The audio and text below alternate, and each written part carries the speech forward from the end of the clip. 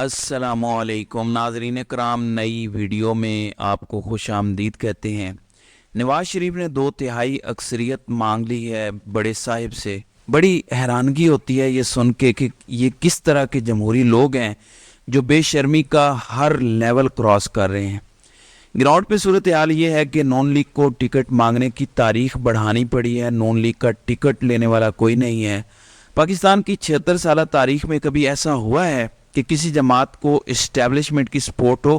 اور یہاں تو سپورٹ نہیں ہے، یہاں امپائر بھی اپنے، میچ ریفری بھی اپنے، گراؤنڈ سٹاف بھی اپنا، ہر چیز اپنی رکھ لی ہے، پھر بھی ٹکٹ لینے والے نہیں مل رہے۔ درخواستیں جمع کرانے کی تاریخ بڑھا دی گئی ہے۔ دوسری جانب عمران خان نے جب پہلی بار ٹکٹ کھولے تھے 40,000 لوگوں نے ٹکٹ اپلائی کیا تھا۔ عمران خان کا جو منصوبہ سامنے آیا ہے وہ یہ ہے کہ ہر ایک حلقے سے ٹکٹ دیے جائیں گے اور ہر حلقے میں کم از کم 3 لوگوں کو ٹکٹ دیے جائیں گے۔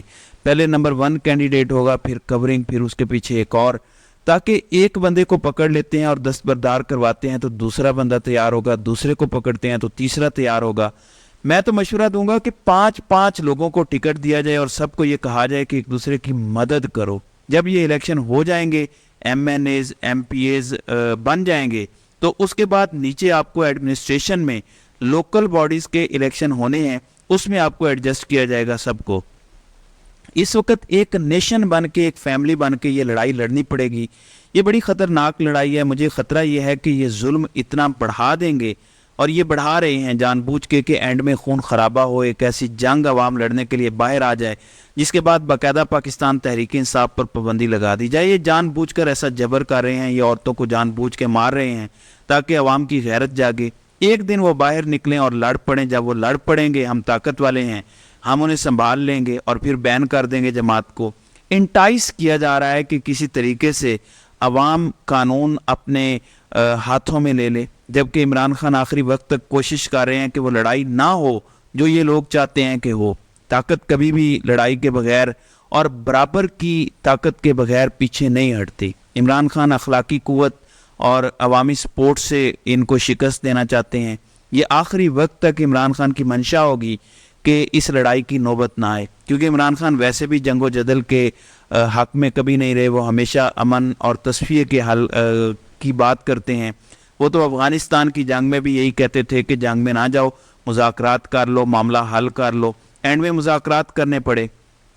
تو عمران خان یہاں بھی جنگ کی طرف نہیں جانا چاہتے، وہ مذاکرات سے ہی مسئلہ حل کرنا چاہتے ہیں۔ وہ چاہتے ہیں کہ شفاف الیکشن ہو، اس کے لیے جو بھی مذاکرات کوئی کرنا چاہتا ہے وہ کر لے، لیکن جو دوسرے طرف بیٹھے ہیں وہ اس بندے کے ساتھ کھڑے ہو گئے ہیں جا کے، جو اپنے حلقے سے اپنی سیٹ بھی نہیں نکال سکتا۔ یہ تازہ ترین سروے کی رپورٹ ہے۔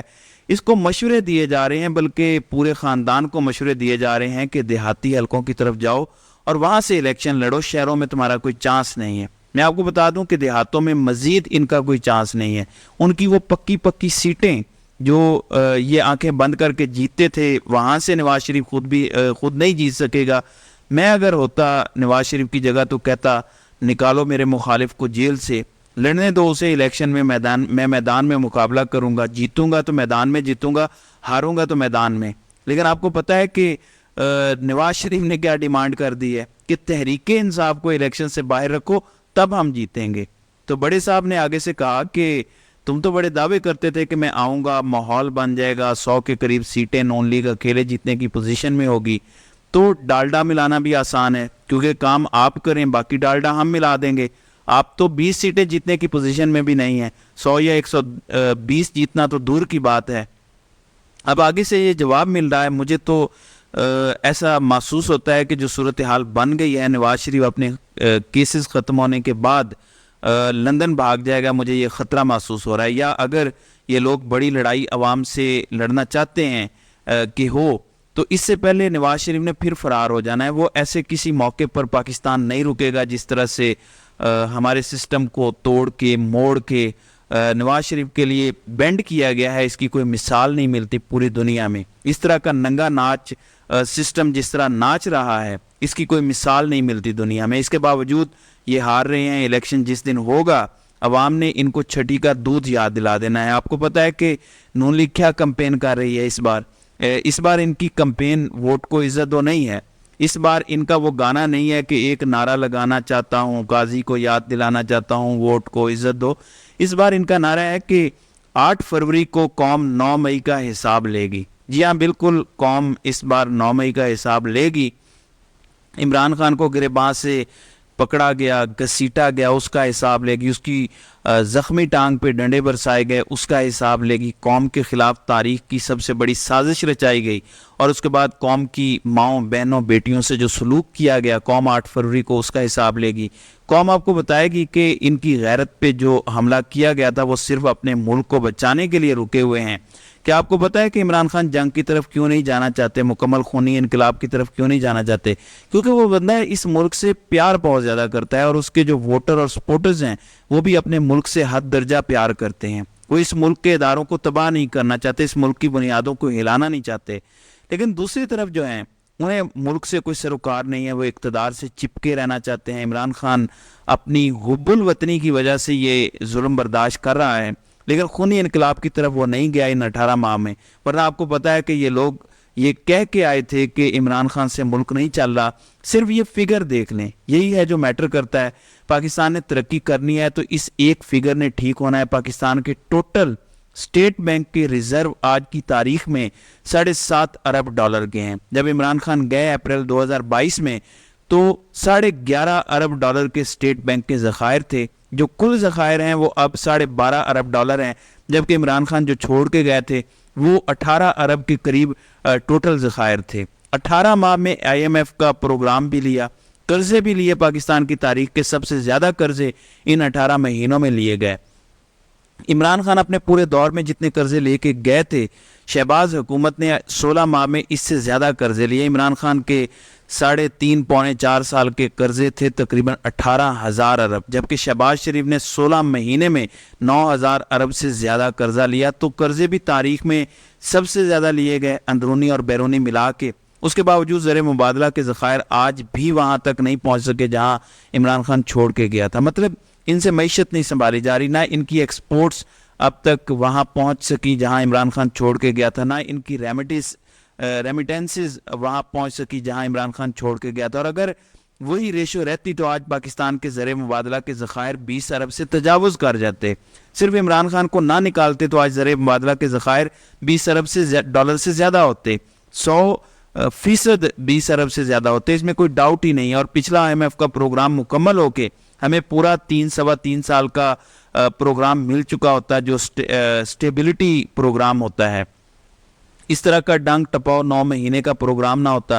لیکن اس کے باوجود جو نواز شریف کو لانا چاہتے ہیں، میرا ان سے سوال ہے کہ 90 کی دہائی میں نواز شریف نے ایسا کیا کیا کہ آپ کو اس سے محبت ہوگی؟ 2013 سے 17 کے درمیان اس نے ایسا کیا کیا کہ آپ کو اس سے محبت ہو گئی اور ملک ٹھیک ہو گیا؟ کوئی ایک چیز بتائیں جو نواز شریف نے ملک کے لیے ٹھیک کی ہو۔ ایک چیز میرا چیلنج ہے جو نواز شریف نے ٹھیک کیا ہو۔ ملک میں منی لانڈرنگ کی بنیاد اس نے رکھی، موٹر وے کک بیکس کی بنیاد اس نے رکھی، پورے میڈیا کو کرپٹ اس نے کر دیا، اداروں تک کو اس نے، طاقتوروں کو مرسڈیز تک دینے کی کوشش کی، عدلیہ کو اس نے کرپٹ کیا، بیوروکریسی کو اس نے کرپٹ کیا، پورے سسٹم کا ستیہ ناش اس نے کیا، ممبئی لیکس اس نے کیے، ڈان لیکس اس نے کیے، پاکستان کو ہر برائی کا ذمہ دار اس نے ٹھہرایا۔ بھارت کا بیانیہ وہ بولتا ہے۔ کوئی ایک چیز تو بتا دو جی اس نے پاکستان کی ٹھیک کی ہو۔ پھر اس کو دوبارہ مسلط کرنے کی کوشش میں ہے۔ عوام کو یہ غلامی قبول نہیں ہے۔ سمجھدار لوگ سمجھ گئے ہیں، جن کو نہیں سمجھ آ رہی 8 فروری کو عوام انہیں سمجھا دے گی۔ تو عمران خان نے واضح کر دیا کہ ٹکٹ سارے میں دوں گا۔ جیل میں بیٹھا عمران خان اس سے خوف زدہ نہیں ہے کہ اس کو عمر قید ہو سکتی ہے، سزائے موت ہو سکتی ہے یا کوئی سزا ہو سکتی ہے۔ اس کی ایک پریشانی ہے کہ میں فزیکل فٹ رہوں، اس کے لیے اس نے ایکسرسائز مشین مانگی تھی، اور دوسرا یہ کہ باہر ٹکٹ دینے میں کوئی گڑبڑ یا کوئی خرابی نہ ہو جائے، تو سارے ٹکٹ عمران خان نے کہا کہ میں ذاتی طور پر دوں گا۔ وہ بندہ پاکستان کا سوچ رہا ہے جیل میں بیٹھ کے، جبکہ ایک نواز شریف ہے، جب اس سے کوئی ملنے جاتا تھا جیل میں تو پہلا سوال ہوتا تھا کہ ڈیل کا کیا بنا، اور دوسرا یہ کہ میرے نہاری پائے آئے کہ نہیں۔ ایک اس کو ڈیل کی فکر ہوتی تھی، جیسے ہی پھر ڈیل ملی اور وہ ملک سے بھاگ گیا۔ ایک عمران خان ہے جو ملک کے بارے میں سوچ رہا ہے، ملک کو سنوارنے کے بارے میں سوچ رہا ہے، بنانے کے بارے میں سوچ رہا ہے۔ دوسری طرف منصوبہ ساز ہیں جو سوچتے ہیں کہ جیل میں ڈالیں گے تو یہ نازوں سے پلا ہوا لاڈلا اکلوتا بیٹا جو اپنی ماں کا ہے وہ سہ نہیں پائے گا جیل کی سختی. تھوڑی سی سختی کریں گے ٹوٹ جائے گا, پاؤں پکڑے گا, معافیاں مانگے گا, ملک سے باہر چلا جائے گا. اس نے کہا میں جیل میں ایڈجسٹ کر گیا ہوں, اور یہ وہی ہار گئے. جس دن اس نے کہا تھا کہ میں جیل میں ایڈجسٹ کر گیا ہوں, یہ وہی ہار گئے تھے جس دن اس نے ڈیل کی بجائے کہا تھا کہ مجھے ایکسرسائز کی مشین لا دو, میں یہاں پہ اپنے آپ کو فٹ رکھنا چاہتا ہوں. ناظرین اکرام, فلموں میں یہ چیزیں ہم نے دیکھی تھیں کہ ہیرو کو جب جیل میں ڈال دیا جاتا ہے تو وہ ایکسرسائز کرتا ہے, اپنے آپ کو تگڑا بناتا ہے. کیا آپ کو ڈارک نائٹ رائزز مووی یاد ہے؟ اس میں بیٹ مین کو بھی جب ایک پٹ میں گرا دیتے ہیں, قیدی بنا کر رکھ دیتے ہیں, وہاں وہ ایکسرسائز کرتا ہے, اپنے آپ کو پہلے سے زیادہ مضبوط کرتا ہے اور اس پٹ سے باہر نکل کر دکھاتا ہے. عمران خان بھی آج کے دور کا بیٹ مین ہے, اور ڈارک نائٹ ایک بار پھر رائز ضرور ہوگی اور اپنے ملک کو بچانے کے لیے ہر قربانی ضرور دے گا.